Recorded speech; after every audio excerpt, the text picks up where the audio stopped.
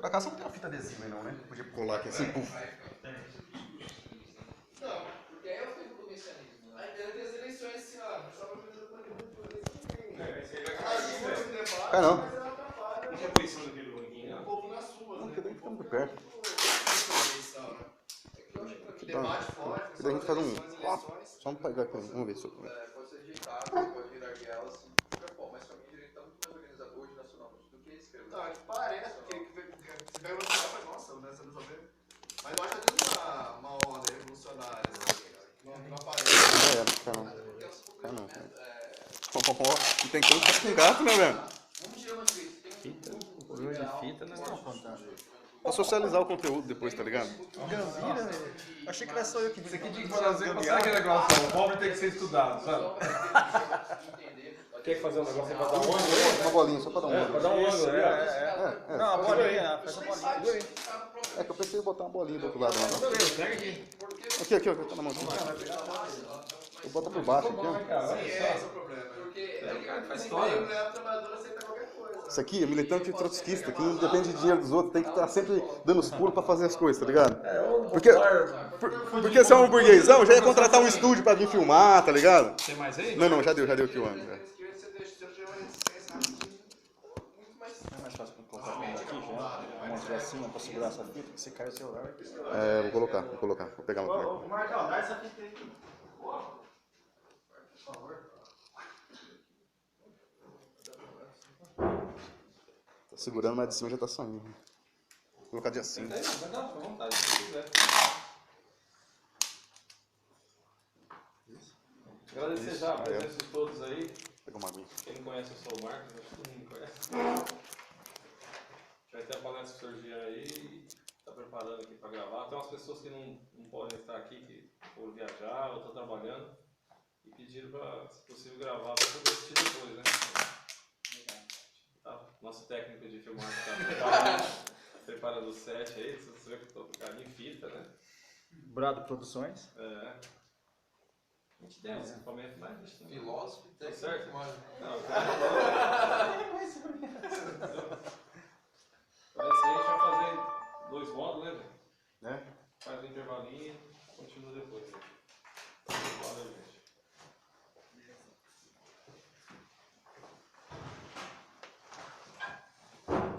Bom, isso aí, então vamos começar, pessoal. Boa tarde pra todo mundo aí, já tô com bastante ideia aí. Eu fiz algumas folhinhas aqui, mas aí faltou folha, tá ligado? Mas acho que vai dar pra todo mundo. Esse aí, ó, deixa eu pegar uma. É o que a gente vai discutir hoje aqui, né? A proposta do Centro Cultural é fazer um debate, né? Mas como assim, tem uma formalidade, né? De diferença entre conferência, palestra, curso, debate. Mas como a gente é militante, então acaba sempre sendo debate, né? Porque assim, toda fala que a gente faz, a gente espera que exista um debate, né? Então, se for chamar conferência, eu venho observando isso aí, Marcão, faz alguns anos já, né? A gente chama palestra. No fundo a gente vai fazer uma exposição e vai rolar um debate. Assim, a prioridade, sobretudo, é debater, né? Debater a situação com o coletivo, com o grupo. Então eu dividi 3 eixos temáticos, né? Eu sempre faço 10, 15, né? Então eu falei, vamos fazer o seguinte, eu vou colocar só 3 coisas. Não são 3 coisas, são 3 temas, 3 eixos temáticos, né? Eu coloquei aí pra gente acompanhar, esse aqui é o meu scriptzinho para poder ficar, não me perder aqui. Então é o seguinte, agradecer ao Marcão pelo convite aí, na realidade eu me convidei, né, para dar o curso. Sei que o espaço está sempre aberto, é um espaço que eu acho que é interessante, porque está sempre tentando dialogar com a classe trabalhadora, isso é um desafio muito grande, né, porque nem todo mundo da classe trabalhadora, imagina o operário, né, vai sair agora, uma hora dessa o operário está quebrado, ou ele está trampando ainda, né, porque é sabadão, então eles estão trampando. Então assim, é um constante esforço, desafio de buscar sempre a classe trabalhadora. Se desprezar outros setores da sociedade, né, que também somos nós aqui trabalhadores, né, eu quero dizer com isso que nós somos trabalhadores, etc e tal, cada um tem o seu tipo de trabalho aqui, mas é importante ressaltar, até onde eu entendo, que o Centro Cultural tenta fazer esse debate na periferia, eu acho que isso é importante, né, aqui ainda é um bairro periférico, tá, geograficamente periférico, mas ainda é bastante privilegiado, né, tem posto de saúde aqui, né, enfim, tem supermercado, de água 4, tem asfaltamento, tem luz, né? Mas assim, a periferia, buscar cada vez mais a periferia de verdade, a periferia cada vez mais precária, não para uma apologia à precariedade, mas da necessidade de dialogar com a classe trabalhadora. Por quê? O eixo central do debate que eu proponho hoje é entender que a saída para a crise se dará pela classe trabalhadora. Esse se aí, não estou colocando assim, ó, vai ser dada pela classe. De repente a classe não dá, ou nem quer a saída da crise. Óbvio, na questão nacional quer a saída da crise. Mas chama a atenção de que o papel revolucionário é da classe trabalhadora. Né? Isso é muito importante. Então, o título do debate é Capitalismo, né, Desemprego e as propostas, no plural, as propostas socialistas. Eu sou do PSTU, gente. Né? Então eu vou falar aqui a partir da perspectiva da minha organização, que é a organização que eu acredito. Falo como professor, evidentemente, não é separado, não consigo fazer essa separação epistemológica, né? Acho até impossível fazê-la.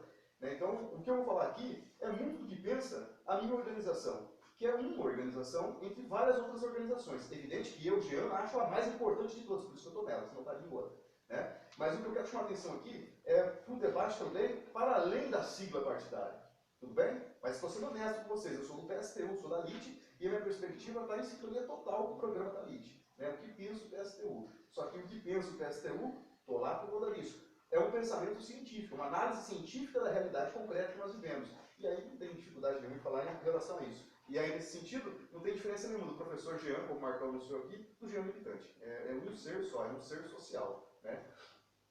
Pois bem, falando isso, né, de logo de cara, né, agradecendo sempre o Marcão, isso é meio redundante, mas acho que é importante enfatizar, sabe, a importância desse espaço. A gente poderia estar fazendo isso na Unesp, a gente poderia estar fazendo isso na Universidade X, Y, Z, ou, sei lá, até na CIRP, né? Eles não abririam, né, pra gente, na CIRP. Mas a gente poderia fazer em outros lugares. Então, assim, eu acho que é importante ressaltar que esse espaço aqui não é só a casa do Marx. Esse espaço aqui, formalmente, vamos ficar assim, na prática, é um espaço de resistência, né? E muito em sintonia com um tópico que eu vou falar aqui, que é a questão dos conselhos operários. Né? Não precisa ser só de operário, mas justamente de conselhos populares. Eu entendo o centro cultural como um espaço de resistência nos bairros, na periferia, que está em sintonia com a proposta leniniana, do Lenin, né, de organização através dos bairros operários. Isso também comparece no Trotsky, né, que comparece nos grandes marxistas do século XX. Então, eu acho que esse centro cultural é muito importante entendê-lo como centro de resistência cultural. Centro de resistência cultural, que não é só a cultura, mas é no sentido cultural, no sentido amplo do termo, né? Ou seja, no sentido de resistência humana contra a opressão e a exploração. Então, acho que isso é importante. Eu coloquei aqui uma introdução, eu vou tentar ser rápido, de verdade. A gente tem aqui 2 blocozinhos, né? Pensamos de 2 horas cada bloco, mas talvez seja até menos, o Marcos. Porque assim, eu quero ser bem sintético para a gente poder debater, mas eu quero apresentar, né, então, na introdução, algumas problematizações. O que é trabalho, galera? Eu coloquei aí, esse primeiro na introdução, o que é trabalho? Uma interrogativa, uma problematização. Por quê?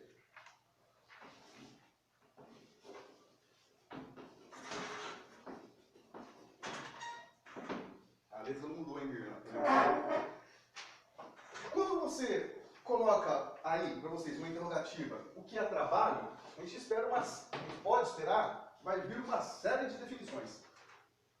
Então, vou dar algumas. Daí eu vou mostrar aquela que eu vou prediletar hoje aqui nessa tarde. Trabalho no sentido geral, no sentido comum, não entenda isso como senso comum pejorativado. Tipo, no senso comum trabalho é não. No sentido geral, quando a gente fala trabalho, vem o senso comum, sem pejorativado.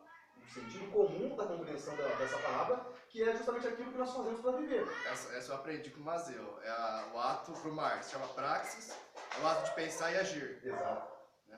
Agora, no sentido mais geral, é esse trabalho que a gente faz aqui agora. Né? Eu dou aula, eu escrevo, eu vendo roupa, eu trabalho na fábrica, sei lá, eu vendo livros, enfim, tem N trabalhos, né? No sentido geral. Esse é o conceito mais popular que nós conhecemos de trabalho. Agora, o que eu queria prediletar, chamar a atenção, trabalhar com ênfase aqui, é o conceito para o Karl Marx. O que é trabalho para o Marx?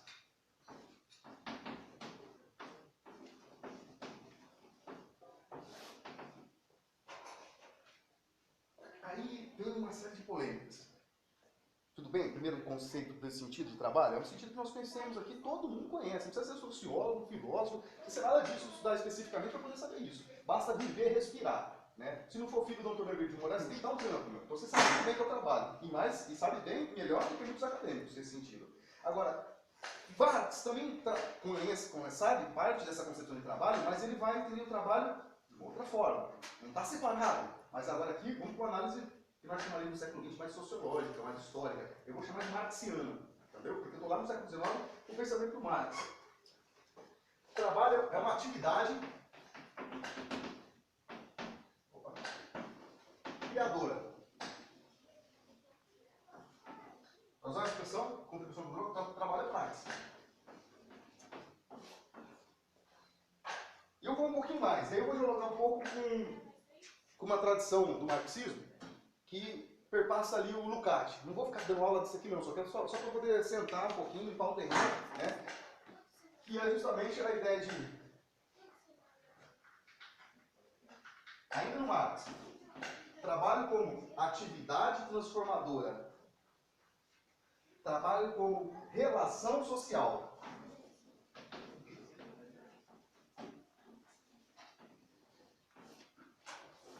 Ou ainda, relação sociometabólica. Relação é com alguma coisa. Relação do quê?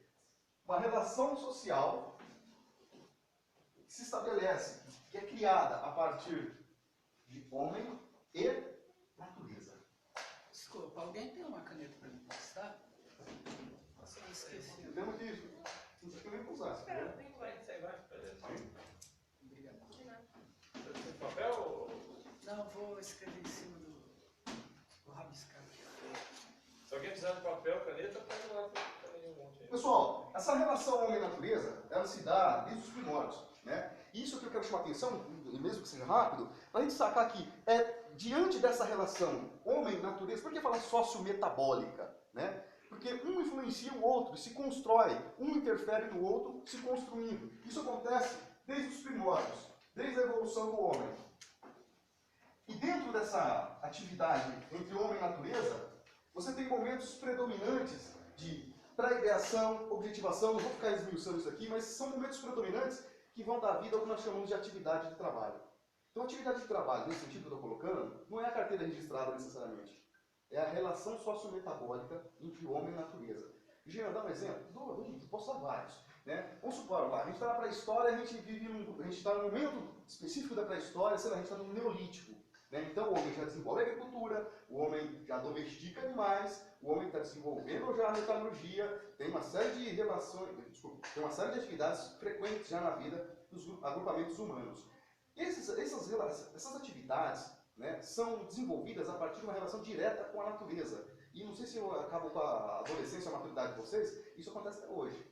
Isso não mudou até hoje. Né? Ou seja, o homem precisa se relacionar com a natureza, e ao se relacionar com a natureza, ele a transforma e se transforma.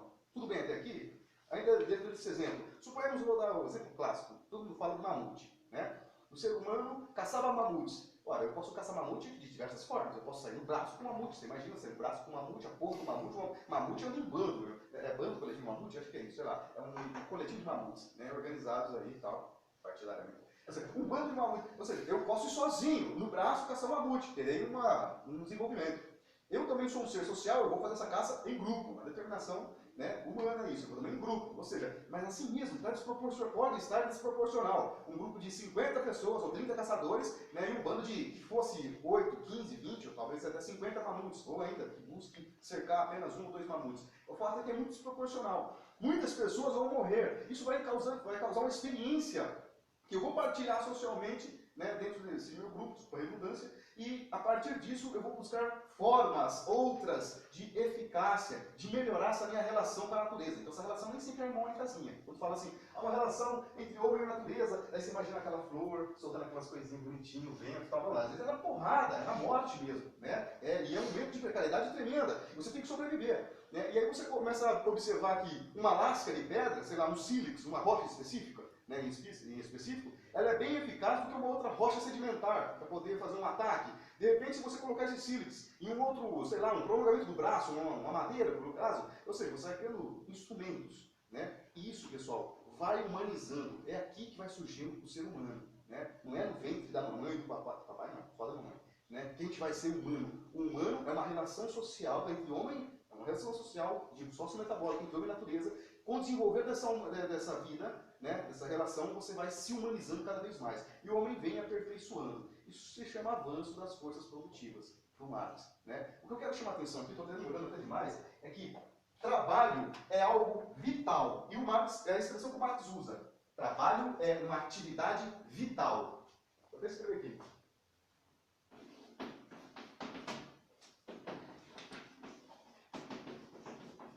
Atividade vital. Opa! Atividade criadora e vital. Né? Por quê? Vital. Essencial. Né? Nós precisamos trabalhar para sobrevivermos. Seja no sentido do trabalho no cotidiano que nós conhecemos, ou é nesse sentido aqui marxiano do conceito de trabalho. É um conceito sociológico isso aqui, né, galera? Né? Ou seja, trabalho é algo importante. Não só para poder ter a carteira registrada, no sentido comum do trabalho, mas nesse sentido aqui também. Para que eu possa me humanizar. Para que eu possa me construir, se construir enquanto ser humano. Que eu desenvolva humanidade em mim. Né? Em mim e em todo o grupo que eu vivo. Se o homem não desenvolve trabalho, se isso aqui é legado, a gente é só animal. A gente é só animal com as determinações genéticas que nós temos. Né? Com a biomorfologia que nós temos, desenvolvemos e vamos continuar desenvolvendo. Né? O homem passa a ser humano a partir do que ele desenvolve essa atividade vital.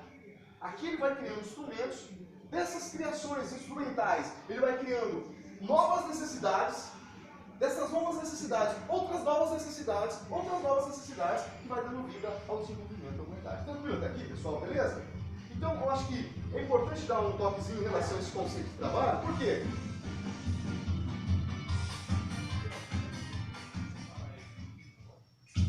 Ao mesmo passo que a gente fala de aumento das coisas...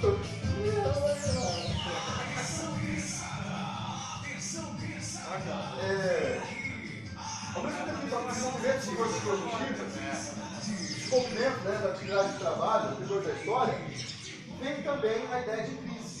Ela virou conceitualizada, epistemologicamente organizada. O que é crise? Os caras não escreveram um tratado lá, sei lá, sociedade troglodita, sei lá, vamos usar o peça aqui para poder escrever um conceito de crise epistêmica da produção. Eles não fizeram isso, né? Isso a gente fez depois. Mas a ideia de crise já existia, sobretudo na pré-história, onde impera a carência. O pessoal às vezes pensa que a vida na pré-história era maravilhosa, vida na natureza. Não, falei do mamute. Imagina o que levou carreira do mamute. Já imaginaram isso? Você está lá dentro do rio, numa boa, tomando uma aguinha, etc e tal, né? Curtindo uma cachoeirinha, de repente vem três, olha só, vai um só, você conversa. Um tigrezinho dente de sabre.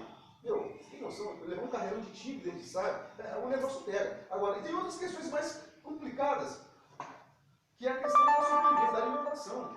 Isso é necessário. E a crise é uma constante, estou falando que ela é natural.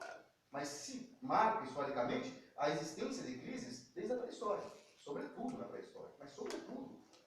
Mesmo com essa atividade de trabalho, conseguindo transformar a natureza, atender as necessidades, atender as novas necessidades criadas, ainda assim a carência é uma coisa predominante na pré-história.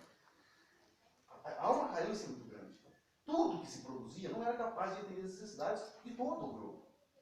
Tudo bem até aqui? Tranquilos? Com o desenvolver da história, isso vai mudando, mas vai demorar muito para mudar. Vai demorar muito. De acordo com alguns historiadores, um arqueólogo chamado Barry Gordon Childe, né, ele vai fazer trabalhos e vai identificar que o Engels também, não vou ficar aqui falando de citador, mas ou seja, a partir apenas do século XVIII é que todo esse volume de produção do homem passa a de fato atender numericamente, passa a ser um número, passa a ser um quantum que atende às necessidades da humanidade, pelo menos europeia. Se pegar toda a produção industrial do século XVIII, que é o convertismo na França, por exemplo, século XVII e XVIII, toda aquela produção maravilhosa que existia, não só na França convertista, mas toda a Bélgica industrializada, a Bélgica é muito mais industrializada no século XVIII que a Inglaterra, por exemplo. Né? A Inglaterra no século XIX, toda essa produção do XVIII e XIX, ela é capaz, sim, de acabar com a fome do planeta. Mas é claro, como é uma produção privada, isso está para alguns. O fato que eu quero chamar a atenção aqui é o quanto, no século XVIII em diante, passa-se a produzir o suficiente para acabar, pelo menos com causas morte. Fome, faz tempo, faz século que a gente tem isso. Né? Mas assim mesmo a gente observa momentos de crise. Claro que a crise na pré-história não é a mesma crise do mundo industrial. A crise na pré-história é uma crise de ausência de alimento, periculosidade, recursos naturais escassos, o desenvolvimento, mesmo que o desenvolvimento, então a revolução gigante, se fala assim, revolução neolítica, né? Mais ou menos 14.000 a 11.000 antes de Cristo, você teve um momento do neolítico que está passando, o ser humano está inventando coisas maravilhosas, assim mesmo, você tem aí condições que prejudicam a plantação. Por quê? Não estou entendendo. É que nesse momento, pessoal, da pré-história, o que rege a vida, o regente, reitor, você fala reitor, o regente da vida, diante da natureza, não é o homem, mas a natureza. A natureza é que determina quando é que vai se plantar tal coisa. A natureza determina se aquele relevo, ele é, por exemplo, bom para a plantação de determinada semente. Se aquele gado ele vai ser melhor alimentado naquele tipo de... Não é o homem que está determinando isso. O homem está escolhendo a partir das determinações da natureza. Há uma regência da natureza. O homem está submisso à natureza. Com o desenvolvimento da história, ele vai inverter essa situação. A gente sabe disso já, né? Com o desenvolvimento da pré-história, o mundo industrial, essa regência se inverte. Mas eu posso dizer, com o desenvolvimento do mundo industrial, o homem passa a reger sobre a natureza? Certamente. Mas não necessariamente o homem indivíduo, mas o capital passa a reger diante da natureza. E as consequências disso são brutais, nós sabemos disso. A gente vai com calma, estou demorando muito essa introdução. Então eu só queria chamar a atenção porque esse elemento de crise sempre existe. E crise tem muitos significados. Tem a crise lá, a crise do mamute, que está no carreirão, tem do desperdiçário, tem da plantação que está ruim, tem a crise do, sei lá, o sacerdote que começou a tretar com outro cara que queria ser sacerdote também. A crise no sentido individual, tudo bem? Mas aqui o mais importante é a crise no sentido sistêmico. Isso que nos importa para essa tarde de hoje. É pelo menos o que eu estou explanando. Ou seja, entender que crise, ela existe e existem crises que são sistêmicas e estruturais. O que eu quero dizer com isso? Que estão para além, se manifestam no indivíduo, mas estão para além do indivíduo. Eu, Jean, estou em crise hoje, não estou legal, tudo bem, mas não sou só eu. Há uma crise sistêmica e principalmente estrutural que faz com que eu me sinta em crise, viva em crise, você, toda uma sociedade. E eu diria, todo um planeta. Todo um planeta. Né? Isso, estruturalmente, só vem com o desenvolvimento do mundo capitalista. Outro ponto que eu quero chamar a atenção, e aí já vertendo um pouco mais para o tempo presente, para a nossa época aqui, é esse papo da crise hoje, agora. Né? Então a gente tem que entender que existe crise no sentido individual, ela sempre marcou a história da humanidade, e cada vez mais crises que acabam surgindo de períodos em períodos, são as crises sistêmicas. E existe, com o desenvolvimento do capitalismo, as crises estruturais. O que é isso? Que porra é essa? Né? Um cara chamado Steven Bezos escreveu um livro inteiro para explicar o que é isso, e eu vou agora aqui em uma frase explicar. Né? Ou seja, vou vulgarizar o cara. São crises que estão no cerne da coisa. São crises que, por exemplo, a crise estrutural do capitalismo. O que quer dizer essa afirmação? Significa que o capitalismo em si, assim, não tem como mudar, ou seja, é inerente ao capitalismo a crise. E é dessa crise que nós temos que falar aqui hoje, pelo menos que eu estou propondo. Né? Ou seja, uma crise que é crise de atividade vital, que é uma crise no sentido do trabalho marxiano, que é uma crise no sentido do trabalho mais cotidiano que nós conhecemos, porque é uma crise estrutural. Ela está em todos os sentidos. Em todos os sentidos. Só que é claro que muitas pessoas não se entendem diante dessa crise. Seja a crise, como estou dizendo, estrutural, ou mesmo na crise mais individualizada, fenomênica. Eu não vivo em crise. Daí eu entro no ponto e, de fato, consolido, assim, trazer um debate para o tempo presente. Diante dessas crises, na pré-história, muito se falou, não sei se falou, nunca vi, não estava lá e não tive acesso, não dá para ter acesso aos discursos da pré-história. Né? Cultura material sim, mas a cultura imaterial, você vai criar hipóteses. Né? A psicologia trabalha muito com hipóteses. Mas o fato é que, quando, por exemplo, existiu uma crise, vou dar um exemplo hipotético, tá bom? Declaradamente uma hipótese que eu criando aqui. Estou pensando no verbo Gordon Childe que eu citei aqui, né? Ele fala lá. Mas quando há uma crise de produção, na agricultura, por exemplo, na pré-história, ocorre acontece uma manifestação muito importante do discurso religioso, sacerdotal, para justificar aquela crise e manter a coesão do grupo. A gente pode discutir que tipo de coesão é essa, claro. Quando você tem uma crise do Império Romano, você tem um discurso gigantesco da própria Cúria Romana, que hoje fala Cúria Romana é Igreja Católica, mas esse negócio de Cúria Romana vem lá do próprio Império Romano, né? Do poder senatorial. Há um discurso senatorial da Cúria Romana para poder justificar a crise do Império Romano. Quando você tem uma crise da Idade Média, você tem um discurso gigantesco, de novo, sacerdotal, sobretudo, predominantemente, para justificar a crise da Idade Média. E não é diferente no capitalismo. Diante da crise estrutural do capitalismo, nós temos também N discursos. E agora não só da igreja, das igrejas, mas também das organizações, que tentam legitimar a não existência da crise. Isso, não quero que a gente entenda aqui hoje, só como uma má fé, uma simples má fé daquele que tem o poder. Nem para elogiá-lo, mas no sentido de que é um instrumento de dominação. Funciona evidentemente para os donos do poder. Né? Esse discurso de mascarar a crise, seja da pré-história aos dias de hoje, é uma ideologia. Trabalha com meias-verdades. Ideologia para Marx são meias-verdades. Né? Ou seja, são discursos que não vão ser completamente mentirosos, mas vão se utilizar de verdades para colocar uma ideia falseada da realidade. Sacou? Eu minto mais ou menos.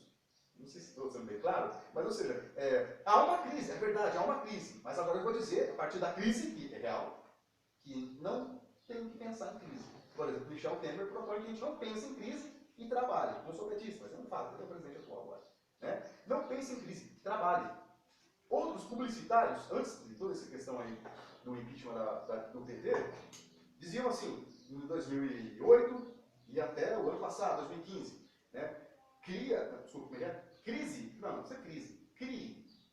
Legal, né? Assim, não sei se estou comunicando bem, mas, ou seja, não há crise. Há necessidade de criação. É claro que a pessoa que está fazendo isso sabe que tem crise, justamente porque ela já está usando o pressuposto de que crise, vírgula, crie.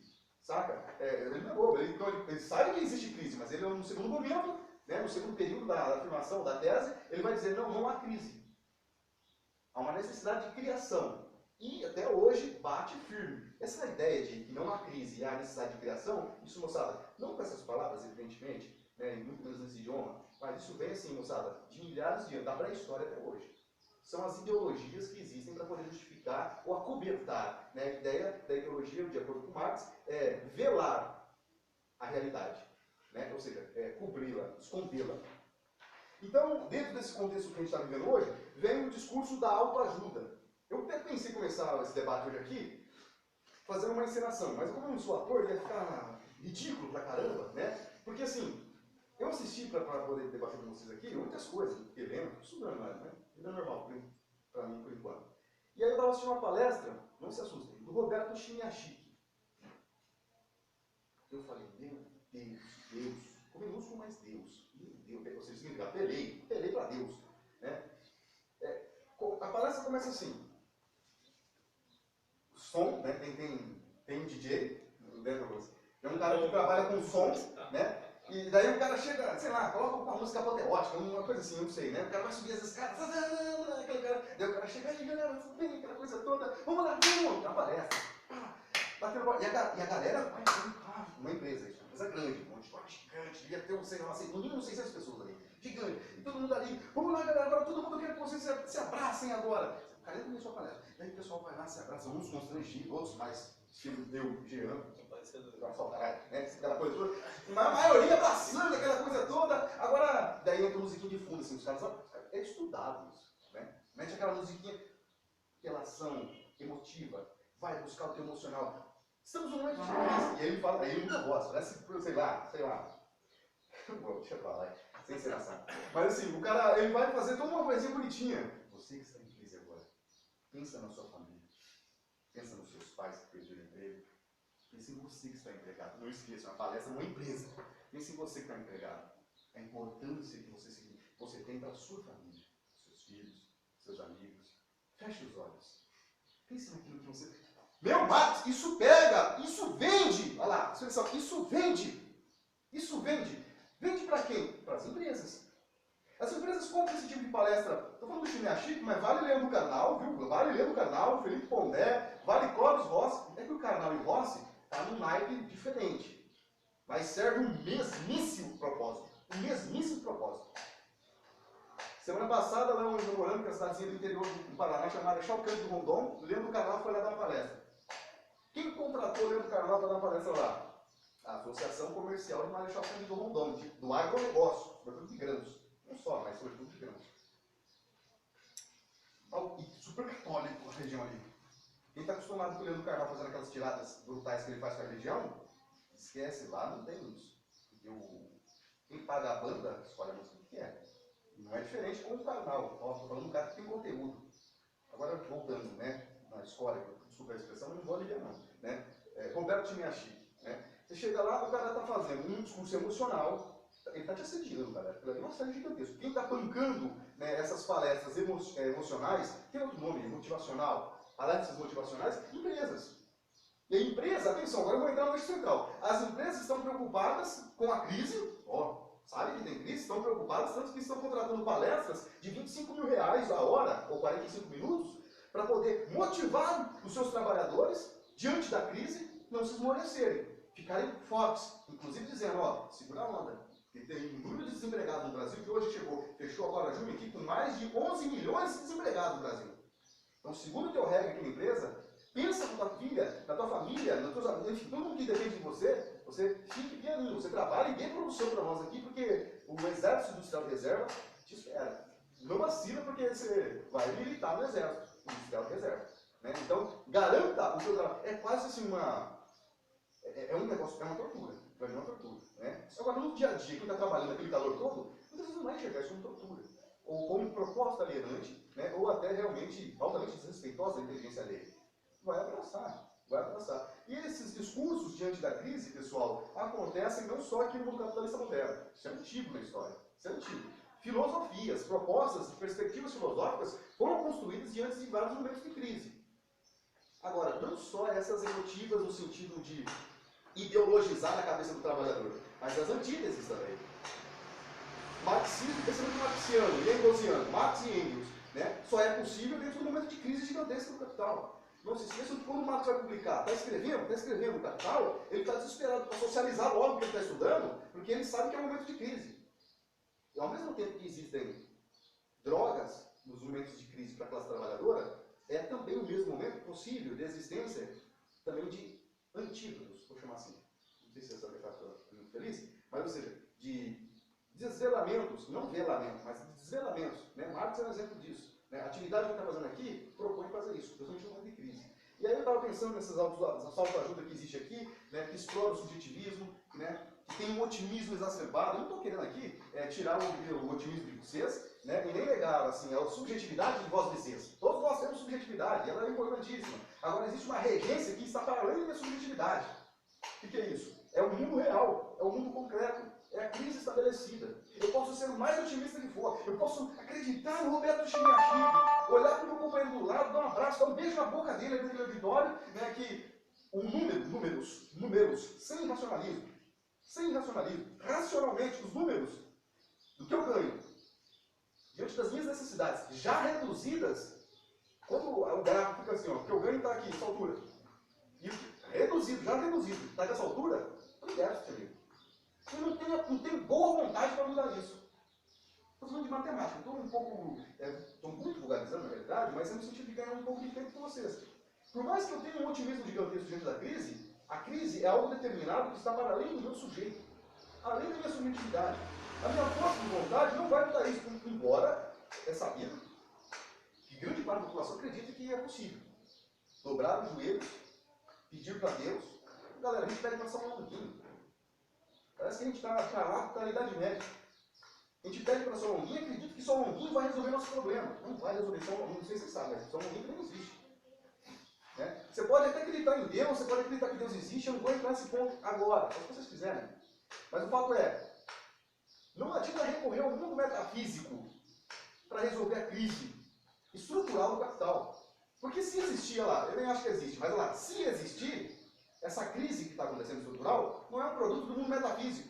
Então a resposta não está no mundo metafísico. Embora aqueles que produzem a crise sabem muito bem que o mundo metafísico existente ou não é um instrumento maravilhoso para atenuar os efeitos da crise. Isso é explorado nas igrejas, nas empresas, nas universidades, na sociedade em geral. Né? E isso é muito complicado. Então, eu disse, eu poderia começar aqui o curso, o nosso debate, falando coisas maravilhosas para vocês. Né?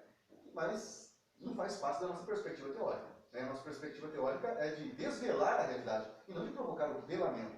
A gente quer desvelar, não velar a realidade. Né? Então, muitas vezes esses debates eles são pesados mesmo. O pessoal muitas vezes reclama. Reclama no sentido não de desaprovação. Muitas vezes até sim, mas normalmente até acho importante, mas sempre falam assim para mim. Alguns falam assim para mim.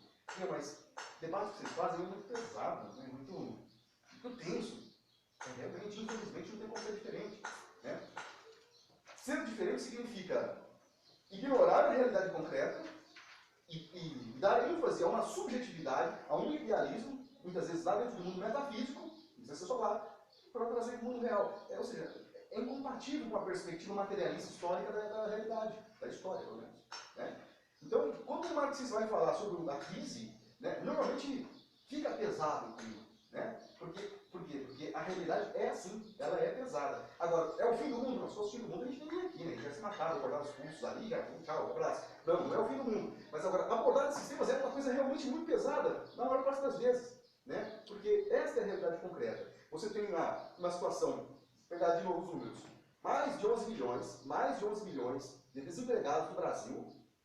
Olha lá, atenção.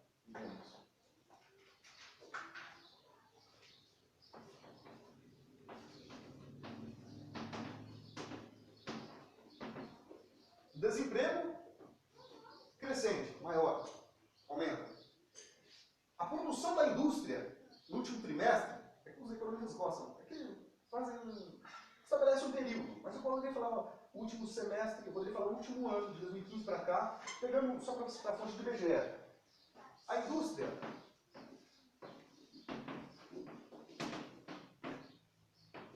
diminuiu. A indústria, eu digo, a produção industrial diminuiu. Serviços públicos. Aumentou. E ali, pensando no desemprego, no privado, evidentemente aumentou, portanto diminuiu o número de pessoas contratadas para trabalho. Aqui tem uma questão central, galera, que é a indústria. Produção. Eu não tenho se o número de plantas industriais diminuiu, eu não sei isso aí. Estou falando que a produção industrial no Brasil diminuiu, ela está negativa. E a perspectiva para o próximo trimestre é de ser ainda negativa. Isso de acordo com o IBGE. Vocês podem estar errados, estou dando só um referencial. O fato concreto hoje é que diminuiu a produção. E aqui está o cerne da questão. Diminui a produção. Precisa aumentar alguma coisa. Precisa aumentar o quê? Essa produção. E como é que aumenta a produção? Aumentando algumas outras coisas. E aí eu saio dessa produção e entro de novo nesse primeiro eixo temático, que é a lógica do sistema capitalista. A lógica da economia capitalista. E eu vou dar uma apagadinha aqui, porque eu vou precisar falar umas coisinhas chatas. Eu acho que com o decorrer aí vai ficando mais claro a minha fala. Né?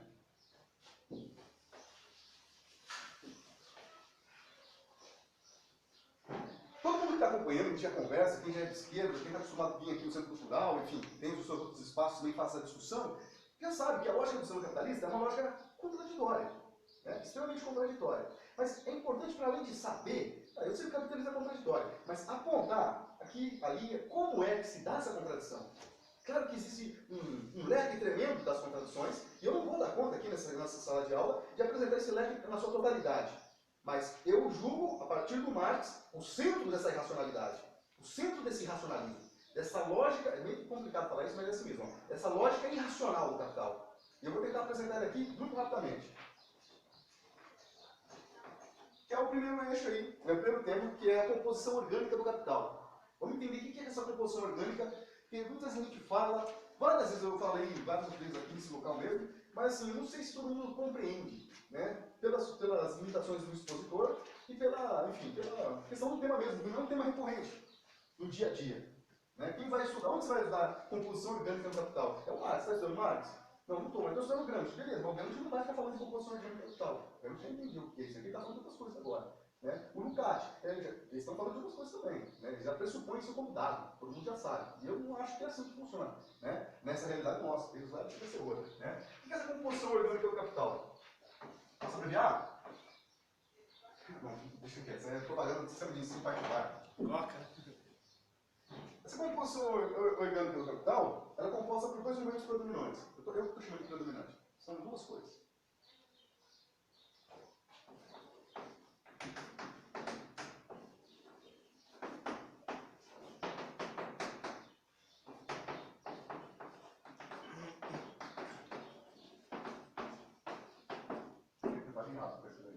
Capital constante e capital variável. Vamos entender isso aqui, mas não entendi. Olha, eu não entendi mais nada, eu entendi isso aqui, já está no bom caminho.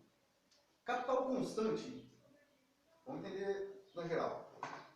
Composição orgânica do capital, quer dizer isso. Como o capital é constituído? Qual é a organicidade do capital? Como que o capital se compõe? Marx vai dizer, de duas partes. O capital orgânico ele é organizado por duas partes. A parte constante e a outra parte que é variável. Não tem essa hierarquia como está na luz aí. Está junto, juntinho misturado. O capital constante é todo aquele capital que está referente aos meios de produção, instrumentos de produção. Isso. Máquinas, cabo de fenda, alicate, máquina de solda, o prédio, a terra, montou a indústria, ou o comércio, ou seja o que você quiser, se tiver. Tudo bem? Capital constante. Por que constante? Porque é aquilo lá. Você comprou quantas chaves de fenda nesse... A tua empresa hoje tem quantas chaves de fenda? Tem 200. Então, 200. Se acordar amanhã cedo e for lá ver se tem 201, não vai ter 200 chaves de fenda. Tem 8 máquinas de fazer fio. Né? Então, amanhã cedo vai continuar tendo 8 máquinas de fazer fio. Se você não comprar mais nenhuma, ela não vai se reproduzir. O que você tem vai ser aquilo lá, fixo. Não vai ser variável. Isso que vai falar do variável depois. Né? Ou seja, eu tenho lá 8 fábricas, você tem 8 fábricas.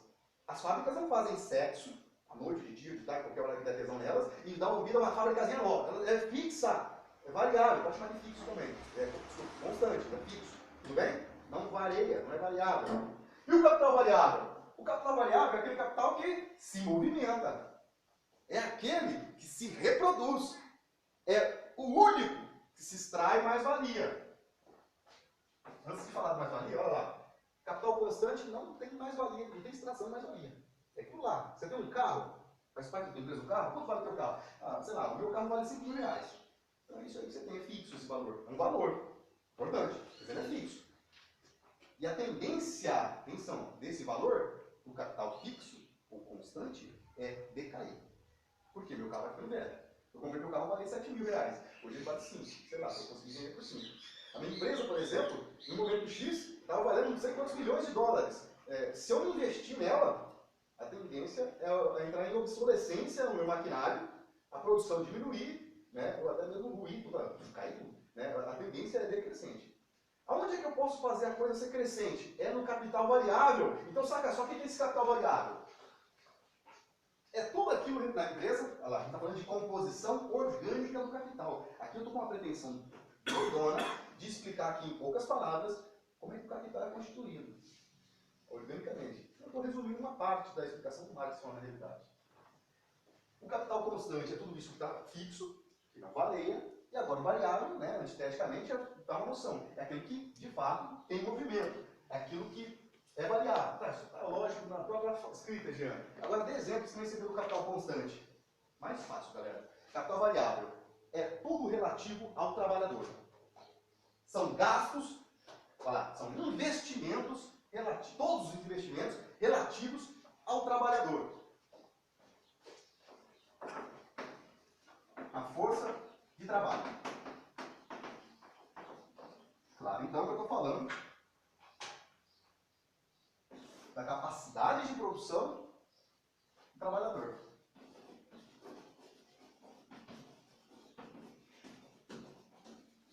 Por que esse jeitão destacado na lousa? Porque aqui, pessoal, tese central nossa também é dizer que a saída para tudo isso que a gente está vivendo aqui é a classe trabalhadora.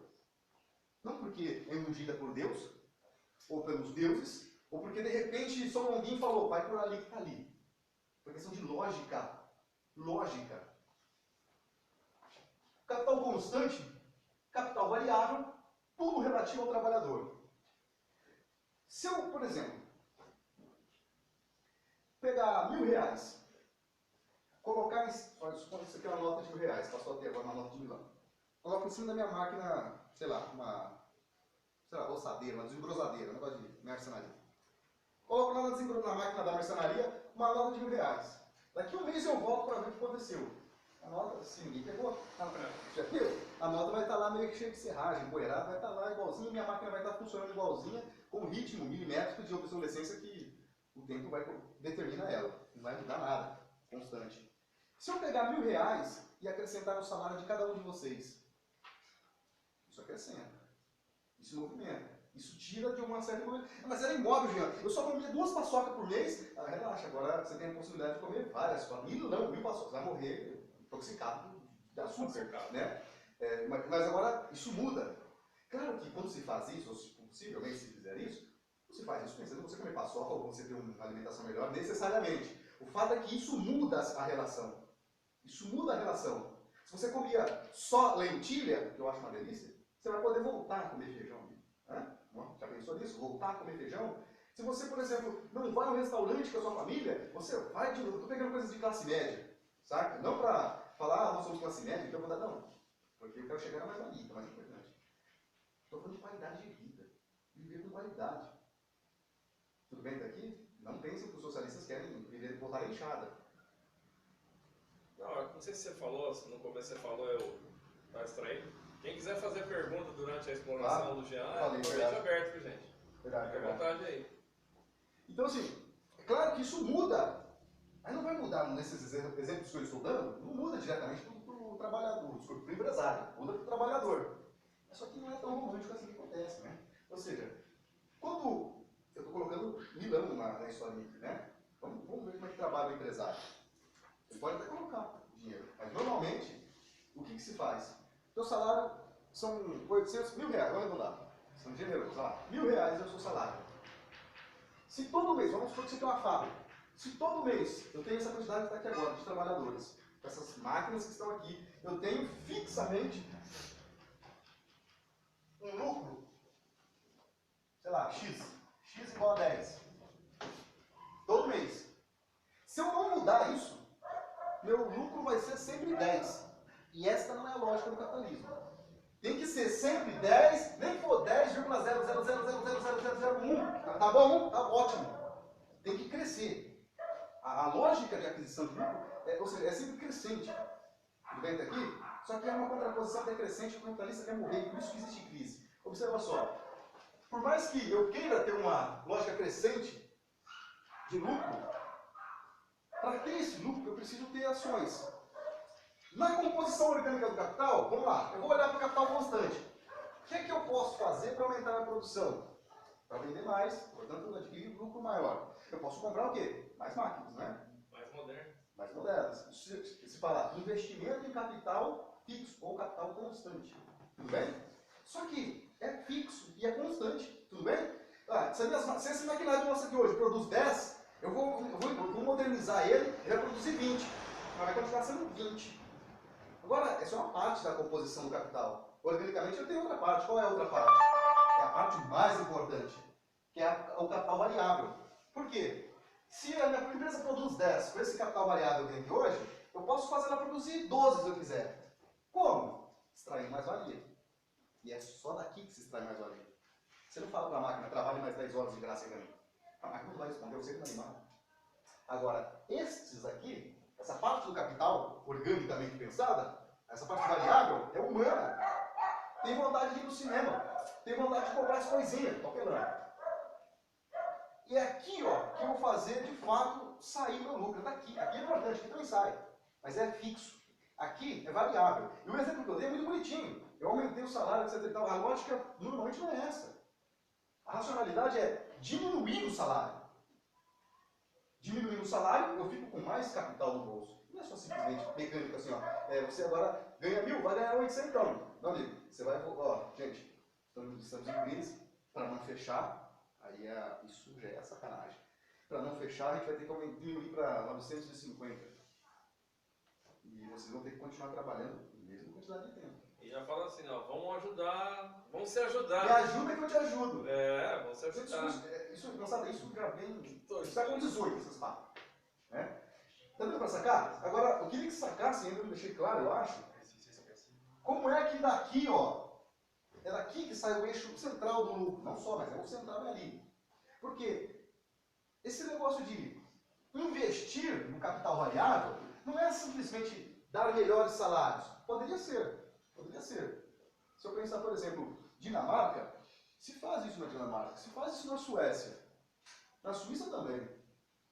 Mas ao mesmo tempo essa composição orgânica do capital é internacional. Isso está acontecendo, aumento de salários, por exemplo, na Dinamarca, por exemplo. Mas não é o mesmo que acontece no Brasil, com as empresas dinamarquesas, ou as empresas de outros países.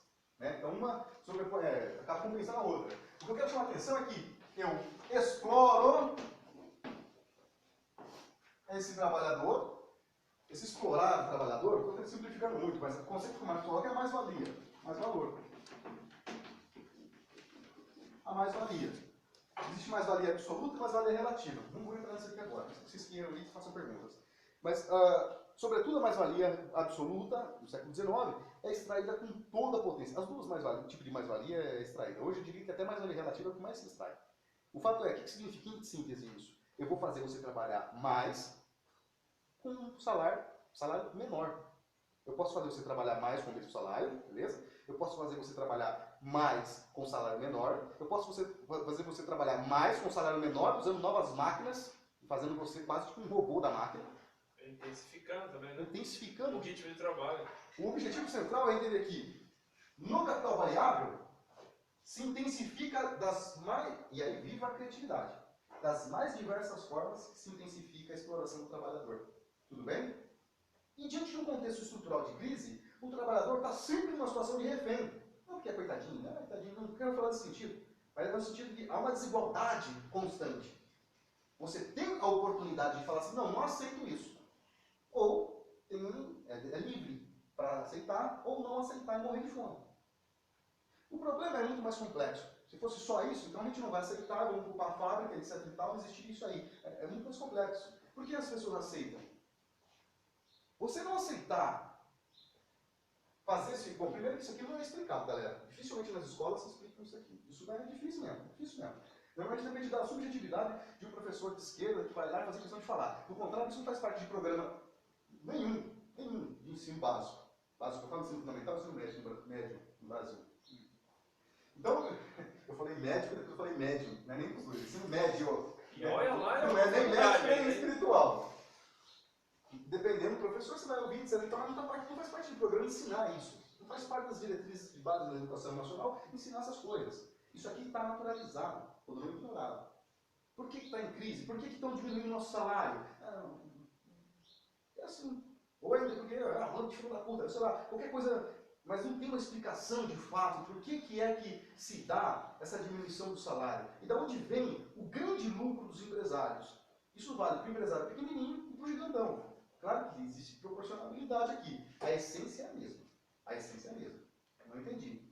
Se um cara, nós aqui, qualquer um de nós, montarmos uma pequenina empresa e ignorarmos essa lógica, vamos falir, galera. Não entendi. Dá um exemplo mais claro. Vou tentar. Eu gosto do cachorro-quente. Por que eu gosto do cachorro-quente? Vai ser carrinho de cachorro-quente. Vou montar um carrinho de cachorro-quente, beleza? Beleza. Eu vou comprar um carrinho de cachorro-quente e vou vender cachorro-quente, né? Gels Dog. E aí, o que acontece? Eu sou um caramba, eu sou marxista, eu sou trotskista. Então, o que acontece? Eu não vou explorar ninguém, não é verdade? Só que daí começou, o Jans Dog tá bombando, pá, aquela coisa, o pessoal tá saindo da Tailândia pra vir aqui comer um doguinho lá. Pô, o negócio cresceu, né?